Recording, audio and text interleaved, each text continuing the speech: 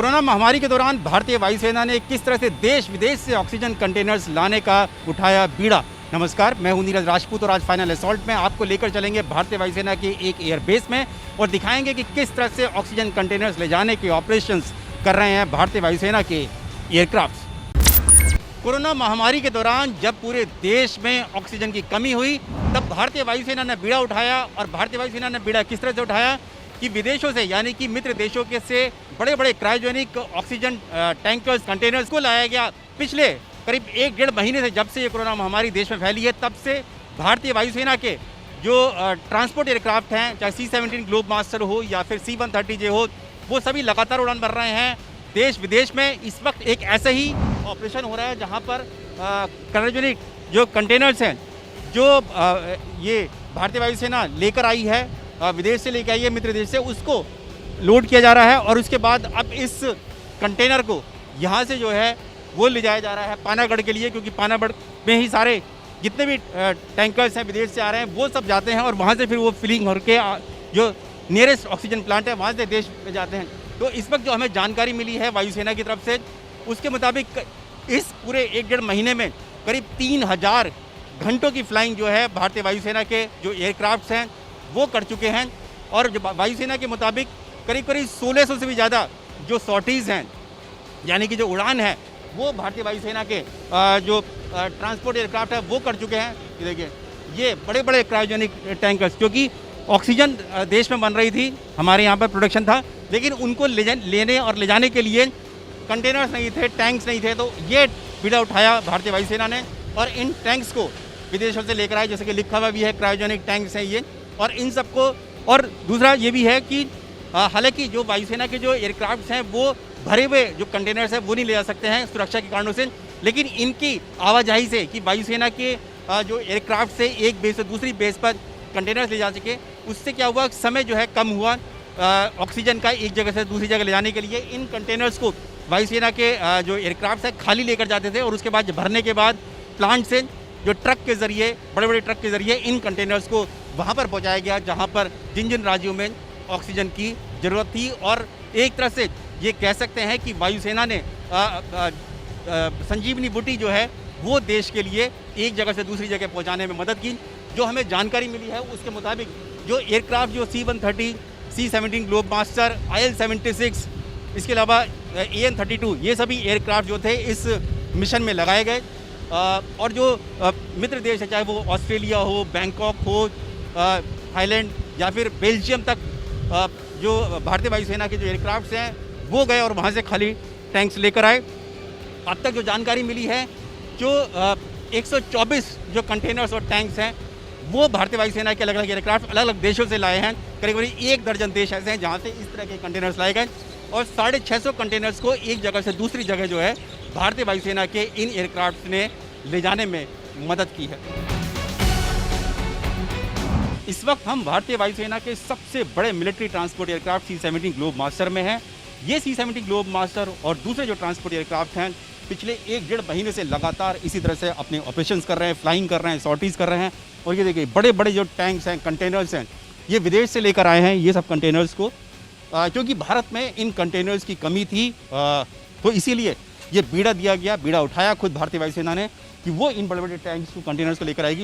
ये देखिए, इतना बड़ा ये C-17 ग्लोब मास्टर एयरक्राफ्ट है, दुनिया के सबसे बड़े एयरक्राफ्ट में से एक है मिलिट्री ट्रांसपोर्ट।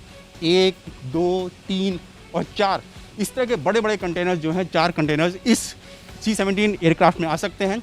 ये सब लेकर आए हैं, चाहे फिर वो सिंगापुर हो, थाईलैंड हो यानी बैंकॉक हो, ऑस्ट्रेलिया हो, बेल्जियम हो, इन सब देशों से ये लेकर आए हैं और उसके बाद फिर इनको देश के अलग अलग एयरबेस पर भेज दिया जाता है। भारतीय वायुसेना के जितने भी ट्रांसपोर्ट एयरक्राफ्ट हैं वो इन दिनों चाहे देश विदेश से हों वो कंटेनर्स, ऑक्सीजन कंटेनर्स लेकर आ रहे हैं। और जब देश को पूरी ज़रूरत थी इन ऑक्सीजन की तो एक तरह से जो संजीवनी बूटी का काम ऑक्सीजन ने किया और वो पूरी संजीवनी बूटी लेकर आए भारतीय वायुसेना के एयरक्राफ्ट और पायलट्स और जितना भी टेक्निकल क्रू इस पूरे 1-1.5 महीने में लगा हुआ था। हमारे साथ इस वक्त भारतीय वायुसेना के ग्रुप कैप्टन मनीष हैं, उनसे बातचीत करेंगे कि किस तरह से इन ऑपरेशंस को अंजाम दिया जा रहा है। ग्रुप कैप्टन मनीष, कितनी बड़ा चैलेंज था, कितनी बड़ी चुनौती थी ये भारतीय वायुसेना के लिए ऐसे समय में जब पूरे देश में कोरोना महामारी फैली हुई थी और ऑक्सीजन जो था ज़रूरत थी, एक संजीवनी बूटी की ज़रूरत थी, तो भारतीय वायुसेना ने इस चैलेंज को किस तरह से पूरा किया? देखिए भारतीय वायुसेना उसकी जो कैपेबिलिटी है ना उसकी पहुंच है ना हमारे पास जो एयरक्राफ्ट हैं आज की डेट में जैसे ये C-17 हो या मॉडर्न जो वेस्टर्न एयरक्राफ्ट है C-130 उनकी जो पहुंच है और वो जितनी जल्दी पहुंच सकते हैं उसकी वजह से कभी भी ऐसी कोई आपदा होती है तो एयरफोर्स सबसे पहले रिस्पॉन्ड करती है। We are the first responder. उसके तहत हमारी एज ए एयरफोर्स हम ट्रेन करते हैं फॉर सच ऑपरेशन। ये नहीं कि जब एयरफोर्स की ऐसे आपदा के लिए टास्क होती हैं तो बाकी हमारी जो ऑपरेशन जो कॉम्बैट कैपेबिलिटी है उस पर कोई नेगेटिव इम्पैक्ट होता है। बिकॉज ये हमारी पार्ट ऑफ ट्रेनिंग है, ये हमारा मैंडेट है कि हम दोनों चीज़ें साथ साथ करने की कैपेबिलिटी रखते हैं। और इसके लिए हमने हमारे जितने भी एयरक्राफ्ट हैं उनको हमने सेग्रीगेट किया हुआ है फॉर सच टास्क। ये बिल्कुल सही है कि इस स्केल की ऑपरेशंस आज तक शायद एयरफोर्स ने अंडरटेक नहीं की हो एक्चुअली, दो हम training wise we are prepared for. हमारी ट्रेनिंग में हमें जो हमारे वॉर गेम्स होती है और एक्सरसाइजेज होती हैं उसमें हम इसके लिए ट्रेन करते हैं। सो उस ढंग से यस स्केल वाइज अनप्रेसिडेंटेड, लेकिन हम इसके लिए फुली प्रिपेयर्ड हैं एंड इन नो वे वो हमारी ऑपरेशनल कैपेबिलिटी को डेंट करती है और उसको कम करती है। ग्रुप कैप्टन मनीष, आप हमें बता सकते हैं कि कहाँ से हम लोग ये ऑक्सीजन कंटेनर्स लेकर आए मित्र देशों से और कितनी हम लोगों ने शॉर्टेज पिछले 1.5 महीने में की होंगी? कंटेनर्स हमने ऑलमोस्ट ना यूरोप के western far reaches of Europe से लेकर साउथ ईस्ट एशियन कंट्रीज़ तकरीबन 16 देशों से हमने सारे कंटेनर लाए हैं। सिंगापुर ईस्ट में मैं लूँ तो सिंगापुर, बैंकॉक, वेस्ट में लें तो जर्मनी, बेल्जियम से हमने लंदन से भी उठाए हैं कंटेनर्स। और statistics wise last just about 1 महीने में हमने ऑलमोस्ट करीब 3200 घंटे फ्लाई किए हैं ना। ऑलमोस्ट 1600 सॉर्टीज़ लॉन्च की गई हैं विदेश as well as with in the country. और तकरीबन मैं कैपेबिलिटी वाइज बताऊं तो जो हमने ये कंटेनर्स उठाए हैं तकरीबन 800, कैपेबिलिटी वाइज देखेंगे तो हाउ ना उसकी क्या इम्पैक्ट है कि ना आज की हमारी जो नेशनल रिक्वायरमेंट है, डेली रिक्वायरमेंट रफली अबाउट 7000 टन्स प्रतिदिन, हमने ऑलमोस्ट ट्वाइस दैट एफर्ट उठाया है इन द लास्ट 1 मंथ। सो और नॉट ओनली कंटेनर्स, हमने oxygen concentrators, ventilators, oxygen generating plants, empty oxygen cylinders और ये जो दिल्ली और कुछ सर्टन प्लेसेस पे जो DRDO के हॉस्पिटल सेटअप हुए हैं कोविड के, उसके लिए उन्होंने सपोर्ट में मेंटेनेंस पर्सनल, डॉक्टर्स और जो सपोर्ट स्टाफ है उसको भी एयरलिफ्ट दिया। तो ये देखिए, ये दुगना एफर्ट का, जितनी ऑक्सीजन की जरूरत थी उससे ज़्यादा जो ऑक्सीजन कंटेनर्स थे वो भारतीय वायुसेना के जो एयरक्राफ्ट थे, जो पायलट्स थे और जितना भी क्रू मेंबर्स थे वो सब लेकर आ रहे थे और उसी के लिए पूरा मोबिलाइज किया गया। सबसे अहम भूमिका निभाई C-17 ग्लोब मास्टर एयरक्राफ्ट थे जो कि सबसे बड़े, जैसा हमने बताया था अभी कि 4 कंटेनर्स बड़े बड़े एक साथ ये ला सकते हैं।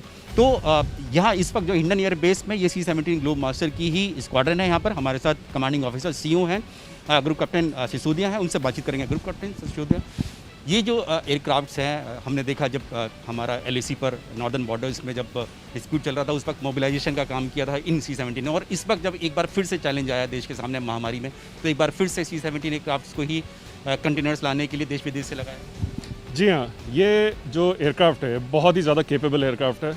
इंडियन एयरफोर्स का सबसे बड़ा ट्रांसपोर्ट एयरक्राफ्ट है और इसको अलग अलग विभिन्न रोल में इस्तेमाल किया जा सकता है। अब ये डिसाइड होता है एयर हेडक्वार्टर में, जो प्लानिंग अलग अलग डायरेक्टरेट्स हैं वो लोग अपना प्लान करते हैं कि कौन सा एसेट किस जगह उस टाइम पे ज़्यादा रिक्वायर्ड है। उसके हिसाब से फिर हमें इंस्ट्रक्शंस मिलते हैं।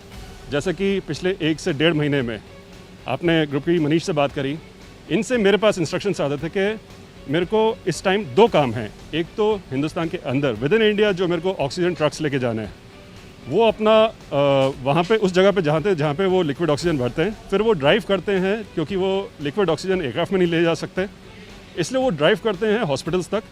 और जैसे ही हॉस्पिटल में वो अपना डाउनलोड करते हैं ऑक्सीजन, उसके बाद वो तुरंत नियरेस्ट एयरपोर्ट पे आते हैं जहाँ पे हमारा C-17 या फिर अदर बाकी भी हैवी लिफ्ट एयरक्राफ्ट अवेलेबल रहते हैं। तो ये एक तरीके से अगर आप देखेंगे तो ये एक बहुत ही क्लोजली कोऑर्डिनेटेड एफर्ट है जहाँ पे ना सिर्फ एयरफोर्स बल्कि सिविल एजेंसीज, सिविल पुलिस जो वो इंश्योर करती है कि वो ट्रक हॉस्पिटल से एयरपोर्ट तक बिना रुके आए वहाँ तक आते हैं। जब वो ट्रक वहाँ पे पहुँचे तो एयरक्राफ्ट भी बिल्कुल उसी टाइम वहाँ पे पहुँचे। पायलट उसके लिए ट्रेन हो के उसको कहाँ जाना है वो अपनी प्लानिंग करते हैं और फिर वो ट्रक को लेके जो उसको ड्राइविंग टाइम 2 से 3 दिन लग सकते थे, 1 से 2 घंटे के अंदर हम लोग उसको अगली जगह ले जाते हैं। वहाँ पे वो ड्राइवर्स फिर से उन ट्रकों को ले जाके भर के तुरंत वापस ड्राइव करके हॉस्पिटल्स में ले जाते हैं। तो ये एफर्ट है इंडिया के अंदर का। और जैसे कि सर ने बताया आपको, बाहर से हम लोग बहुत सारे कंटेनर्स लेके आ रहे हैं। नेवी के साथ भी हमारा कोऑर्डिनेटेड एक एफर्ट रहा है, जिसमें हम खाली कंटेनर्स यहाँ से लेके जा रहे हैं विदेशों में, वहाँ पे उनको ऑक्सीजन से भरा जाता है और फिर इंडियन नेवी के शिप उसको सेल करके वापस लेके आते हैं, जिससे कि तुरंत जल्दी से जल्दी उनको नियरेस्ट हॉस्पिटल में ले जाया जा सके। ये कोऑर्डिनेटेड एफर्ट्स है भारतीय वायुसेना नौसेना का कि एक तो विदेशों से जो मित्र देश हैं उनसे कंटेनर्स लाना है, और उसके अलावा जो दूसरे देश में ले जाते हैं जहाँ से ऑक्सीजन मिल सकती है, जो फिल्ड जो कंटेनर्स भरे हुए जो कंटेनर्स होंगे, और उनको ला के फिर भारतीय नौसेना जो है वो देश में लेकर आ रही है। और यही वजह है कि पिछले 1-1.5 महीने से भारतीय वायुसेना हो, नौसेना हो, इन्होंने दिन रात इस तरह की मेहनत की है कि ये कंटेनर्स जो हैं सही समय पर पहुंच पाएँ, हॉस्पिटल्स तक पहुंच पाएँ, प्लांट तक पहुंच पाएँ। जैसा कि खुद जो एयरफोर्स के ऑफिसर्स हैं बता रहे हैं कि ना केवल ये कंटेनर्स बल्कि जो ऑक्सीजन प्लांट्स देश में लगाए हैं उनको लेकर आए और उनको लगाया गया, उनकी इक्विपमेंट्स को लगाया गया। इसके अलावा जो दूसरे मेडिकल इक्विपमेंट्स हैं, चाहे कंसनट्रेटर्स हों या सिलेंडर्स हों, उनको भी लाया गया। ये सब पूरा काम जो था वो भारतीय वायुसेना ने किया। और किस तरह से, क्योंकि अभी तक हमने जाना किस तरह से पायलट्स इस तरह में लगे हुए थे और उनकी स्क्वाड्रन्स लगी हुई थी, टेक्निकल कितनी बड़ी ये चुनौती थी भारतीय वायुसेना के सामने। क्योंकि भारतीय वायुसेना जैसे कि सब जानते हैं कि एक जो मिलिट्री रोल होता है भारतीय वायुसेना का, लेकिन इस तरह की महामारी में इस ह्यूमैनिटेरियन असिस्टेंस किस तरह से कर सकती है, उस सब पर बातचीत करने के लिए हमारे साथ विंग कमांडर मुस्ले हैं, उनसे बातचीत करेंगे। विंग कमांडर मुस्ले, ये बताइए कि टेक्निकल कितनी मुश्किल थी, चुनौतियाँ थी इस तरह के काम को करने के लिए, जो कि हम जानते हैं कि एयरफोर्स का काम तो लड़ाई के युद्ध में जाना, सैनिकों को ले जाना, लेकिन इस तरह के समय में, महामारी में ये काम कैसे किया? ये टास्क हैंडल करने के लिए ट्रेन तो थे हम, बट कभी टेस्टेड नहीं थे। ये this were actual tested times थी, जहाँ पर हमारी ना कि ओनली ट्रेनिंग बल्कि हमारे एक्सपीरियंस और हमारे टेक्नीशियंस की एक्सपर्टीज़ वर पूरी डिप्लॉय की हमने। सारे जहाज 24/7 और राउंड द क्लॉक ऑपरेशंस में लगे हुए थे। ऐसा कोई भी मिशन जो हमको टास्क किया गया जो हम पूरा नहीं कर पाए, इसके लिए जो भी रिक्वायरमेंट थी, प्रॉपर प्लानिंग, डेडिकेटेड टीम्स हमने, ताकि कोई हमारे टेक्नीशियन में भी पॉजिटिव हो तो वो पूरी टीम को अफेक्ट ना करे, ये प्रिकॉशंस भी हमने लिए थे। और 24/7 मल्टीपल लोकेशन ऑपरेशंस इंश्योर करके, प्रॉपर कोऑर्डिनेट करके, प्लान आउट करके ये सारा टास्क हमने अचीव कर रहे हैं और आगे भी करते रहेंगे। धन्यवाद। तो ये हमारे साथ भारतीय वायुसेना के ऑफिसर्स हैं जो पूरी तरह से कोऑर्डिनेशन कर रहे थे इन पूरे मिशंस में कि किस तरह से ऑक्सीजन है, सिलेंडर्स हैं, ऑक्सीजन प्लांट्स हैं, इन सबको एक जगह से दूसरी जगह ले जाना है। और पिछले जो हमें जानकारी मिली है, पिछले 1.5 महीने में करीब 3000 से भी ज़्यादा घंटों की फ्लाइंग की है, और बड़ी तादाद में जो स्टाफ है, क्रू मेंबर्स हैं, वो सब इनमें दिन रात लगे रहे, जिसकी वजह से अभी हम देख रहे हैं कि देश में ऑक्सीजन की जो कमी है थी वो लगभग पूरी हो गई है। अब अभी कोई केस सुनने में आता है कि वहाँ पर ऑक्सीजन की कमी है, और वो सिर्फ और सिर्फ इसलिए हो पाया क्योंकि ऑक्सीजन कंटेनर्स को भारतीय वायुसेना ठीक समय पर देश में एक जगह से दूसरी जगह ले जाने में कामयाब रही।